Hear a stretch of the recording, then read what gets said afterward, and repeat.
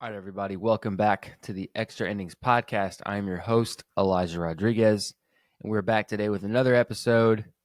It's a beautiful Wednesday morning. I'll honestly a lot later than I normally do this. It's already 7:30.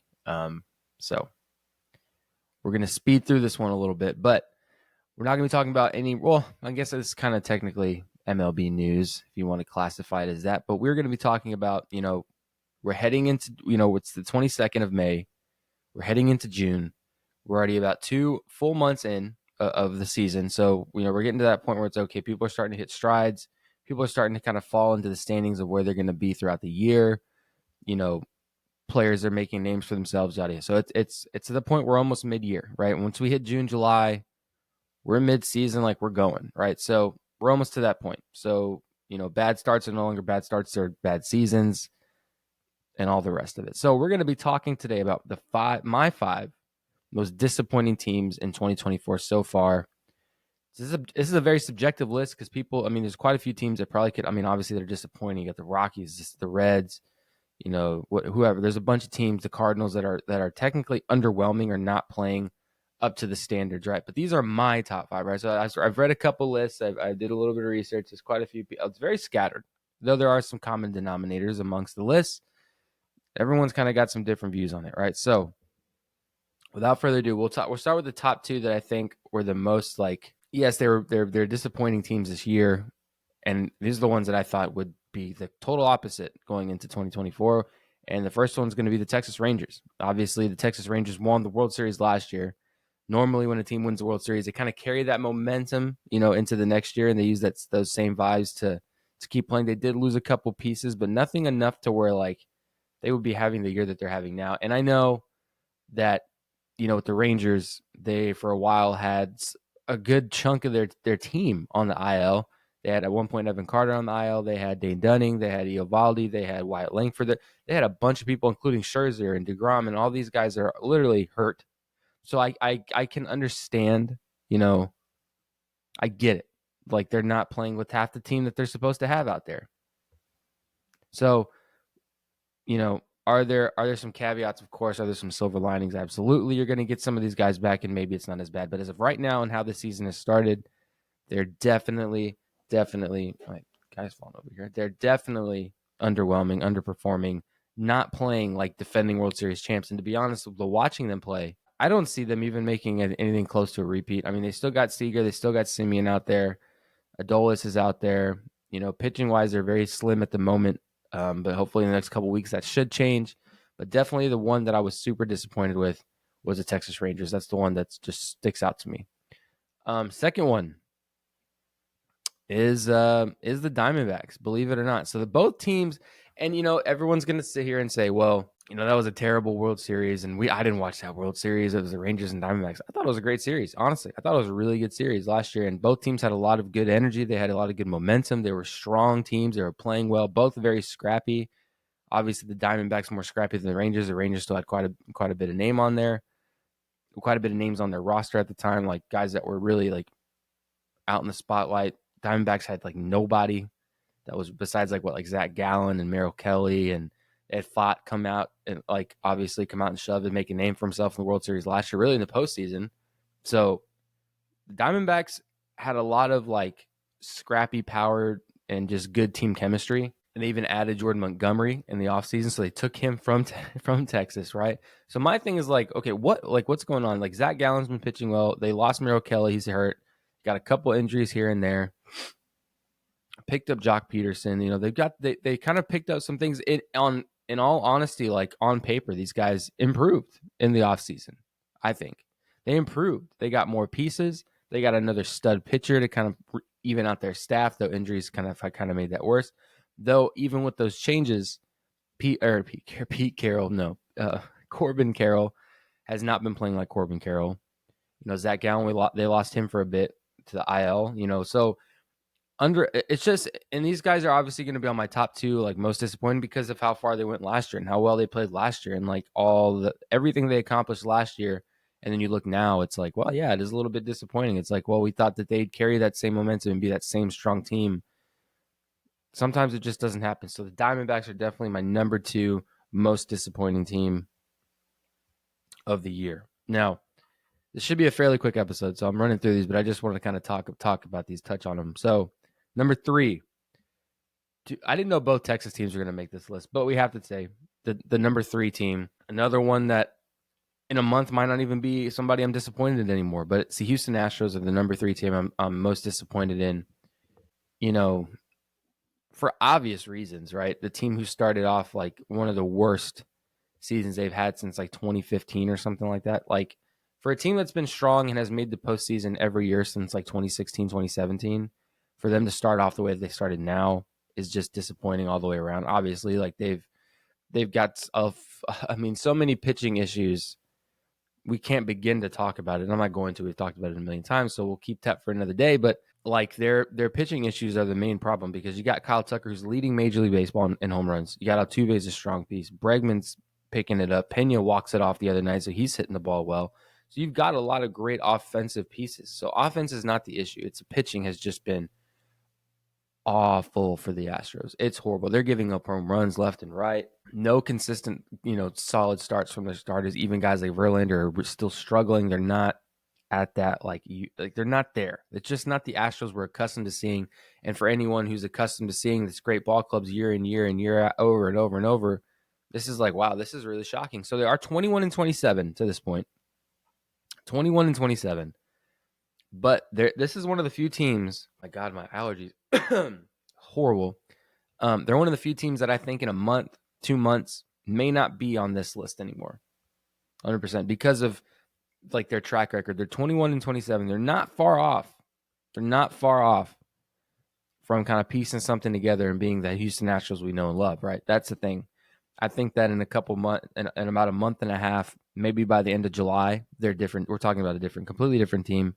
Maybe they get some pitching pieces. Maybe they make some trade deadline deals here and there, and they can get some pitching problems fixed because the offense is not the issue. It's all in pitching. But the number 3 team that I'm most disappointed in, guys, Houston Astros, and I'm pretty sure I'm on the mark on that one with quite a few people. But again, I say this, and this is how I'm going to end it. I don't want to end with that like really somber there, but like I think honestly, if they keep playing like this, if Kyle Tucker keeps performing, if Jose Altuve gets a little bit better, if Bregman can pick it up another notch, like, the whole thing can change. The whole thing can change. The pitching can keep the runs down. Even if you can just give up 2 to 3 a game, like we're not asking for zeros. We're not asking for goose eggs. Like, just go out there and just let us compete, right? 2-3 runs is a competitive game. When it starts getting into 6, 7, 8, 9, it's hard to make that happen. 9 runs in a game is a big ask, especially against somebody who's not pitching like shit and who's actually throwing a competitive game. 9 runs to put up is a tough ask. So if the pitching staff can at least make it a competitive game with how good this offense is, the Astros can do something. I swear. Now the San Francisco Giants. Okay, so that is one that I was they were in runnings with Ohtani. They got some cash over in San Francisco. That's no question. They went out and got two big pieces this offseason. They went out and got Chapman, who was obviously part of that Scott Boras thing. So Matt Chapman they got, who hasn't really done much himself. I mean, he was obviously in Oakland. He solidified himself, made himself an all-star, goes to Toronto, plays in Toronto, plays okay in Toronto. Now we're here and he's in San Francisco and he's okay. I mean, he's not really doing anything that's going to like, oh my God, Matt Chapman's doing XYZ. I mean, their pitching has been dismal. Logan Webb even called it horse shit the other day. Like, their pitching has not been very good. Blake Snell, when he was playing, right? So the Blake Snell that we have coming up now, who's finishing his rehab assignments, is not the Blake Snell that we saw at the beginning of this year. Because the beginning of this year, Blake Snell was obviously going through some stuff injury wise, trying to maybe pitch through some stuff, and wasn't himself because he was not good. But the Blake Snell that I've been seeing in some footage coming up through his rehab starts with the immaculate inning and the shutouts, and maybe you're getting Cy Young Blake Snell. Maybe he did need to just work out a little injury he had going on. So bright spot for the Giants, but all in all, they're not hitting the ball that well. They're not winning a lot of ball games. They've got a couple pieces in Yastrzemski. They just lost their center fielder Lee. So I mean, they're dealing with injuries. They're dealing with already players underperforming. So all the star power that they do have, they traded Crawford away for. He's old, I get it. You needed to make room for a new younger shortstop. Soler hasn't been playing well. so that the Giants have been on the low road for a while now, and it's it's frustrating, obviously. And then just to be honest, I'm gonna look at their stats. Okay, so let's look at some stats here, just because I'm not as versed in the Dodgers. I mean, in the with the I'm not as versed with them as I am with other teams. But like, okay, so hitting, Dairo Estrada, Matt Conforto, man, 280, not bad. Chapman, 243. It's definitely below what he's normally at. Soler, 204, definitely below what he's normally at. Michael Strzemski, 229. Bailey, Jung Ho Lee was a bright spot, 262. He's out for a while. So yeah, I mean Wilmer Flores, 210. Yeah, so they're not really hitting the ball very well. Let's just call it for what it is. We got a lot of 200s, a lot of low 200s. So definitely underperforming. Logan Webb was a great guy last year. Still not bad, 303. Kyle Harrison, 360. Jordan Hicks was another piece they picked up. Moved him into the starter role, 238. Not bad. Not pitching horrible.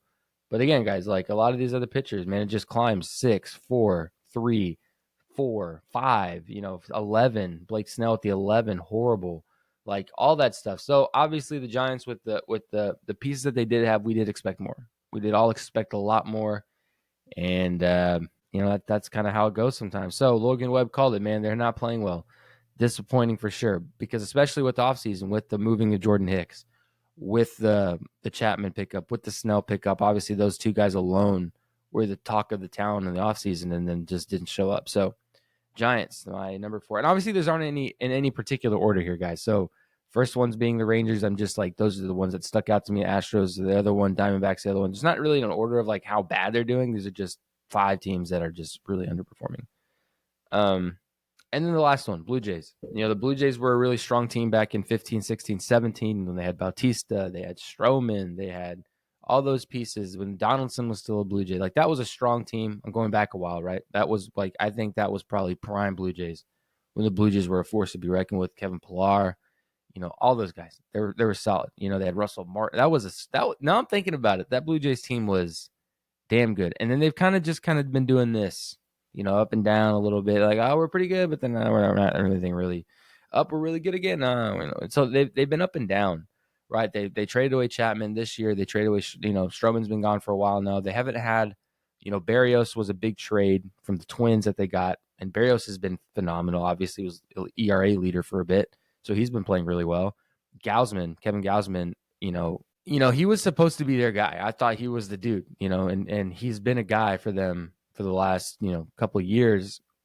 He was dealing with some injury issues, dealing with some pain, missed some time during spring training, only got like one start and then was like, I don't feel like I'm ready yet. And he blatantly said that the other day. He goes, I feel like I'm not where I'm supposed to be at. And that's totally fine because that happens. And at least he's honest with it, because obviously there's been a dip in his performance that's like unexplainable. Like, well, what's going on? What happened for this, this drop off? And he was like, I just feel like I'm not fully there yet. I'm not fully prepared. And that's what a lot of people kind of underestimate sometimes when you don't have that spring training, that full ramp up period. It can truly hurt you a little bit. But between Berrios and then obviously Alek Manoah has been, they've wanted him to be that guy for a long time. The last year and a half, he hasn't been himself. Now we're finally kind of getting back into the Alek Manoah, that the 2022 Alek Manoah. He's gotten 2 solid starts under his belt. Both of them 7 innings, no earned runs. So, really good outings. Honestly, really good outings. The last one was phenomenal. What, like 2 hits, like 6, 7 strikeouts. That's a hell of an outing. So some bright pieces in the Blue Jays, but definitely underwhelming to the max. Nothing good happening over there. Nothing exciting is happening over there. Even with the 3 big pieces with the Cavan Biggio, the Vlad's been playing the ball, hitting the ball well, playing good ball, but Bichette's kind of been nowhere to be found. So there's a lot of pieces like that are just very silent. They're very quiet. Nothing happening with Kirk, nothing happening with Pilar.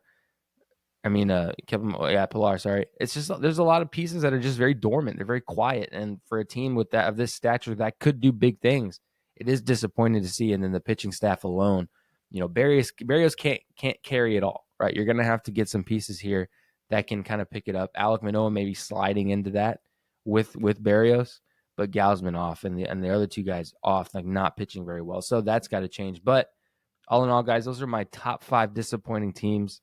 Obviously, there's a couple of these that have some bright spots. The Rangers have some bright spots. If they can get some guys back from injury, they can turn that on its head and flip that completely. Astros the same. Astros with a hot lineup. They just got to fix those pitching woes, and they can pick that. They can change the record on that as well. Same with San Francisco. They can get some guys moving. They can get some pitching performances in other teams. So the good thing about this, and not to be super somber, is like, yeah, these are very disappointing teams and haven't been playing well. But at the same time, if they can fix these little minute things and maybe get some guys rolling, get some guys moving, maybe make a couple changes, maybe at the trade deadline, maybe switch some stuff up to change the dynamic of the team. Some of these things can flip on their head and completely change. I mean, especially with the Rangers, they get guys back from the IL. The Astros can fix some pitching woes. The Diamondbacks can get the offense rolling, get Corbin Carroll playing like Corbin Carroll and get some sticks moving. Besides Ketel Marte and Christian Walker, all those guys, they can get those guys playing. The Diamondbacks can get back to that strong team they had last year. The Giants, the same thing. If they can get some pitching back, they can get some guys throwing a little bit better. If they can get some guys hitting the ball well, if they can get a good center field replacement, they can flip some stuff around. So all these teams, as disappointing as they are, though they've landed on this list, with a couple changes and a couple different things happening here or there, they can actually shift the trajectory of the season. So good luck to those guys. But anyway, guys, thanks for listening. Short one today, nothing too crazy. Obviously, this week's been kind of lackluster and drama in baseball, so we're keeping it 100. We're keeping it just straight news stuff this week. Thanks for listening. Be sure to follow us on Instagram. I got some stuff to do today, so I don't know if I'm going to have time to film some content for socials, but stay tuned. I might have time to squeeze one in here or there. So be sure to follow us on Instagram, follow us on TikTok, follow us on Twitter. We got a lot of short form content there. I know I mentioned yesterday there was going to be a breakdown I wanted to do. I'm going to do that one tomorrow, so be on the lookout for that. So subscribe on YouTube, like, follow, whatever they call it on YouTube. Check us out for sure. But thanks for listening, guys, and we'll catch you guys tomorrow on our next episode.